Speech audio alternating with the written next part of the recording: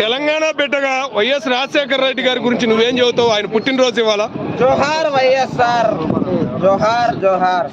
ఆయన స్వర్గంలో ఉన్నా కానీ మా జీవితాలలో స్వర్గాన్ని నింపిన గొప్ప నాయకుడు ఎవరంటే వైఎస్ఆర్ గారే.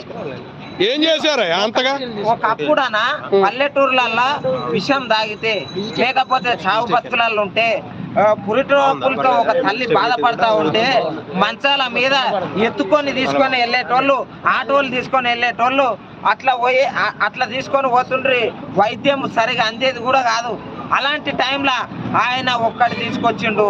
అదేంటి తెలుసా? 108 అంటే కుయ్ కుయ్ అని అనుకుంటూ వస్తుంది. అదేంటి పేషెంట్లను వేసుకొని పోతుంది అని అనుకుంటారు. కానీ పల్లెటూర్లలో పోయి అడగండి చెప్తారు, సిటీలలో కాదు. వైద్యం అనేది ఎంత సూపర్ అంటే అసలు అంత ఎక్సలెంట్ చేసిండు.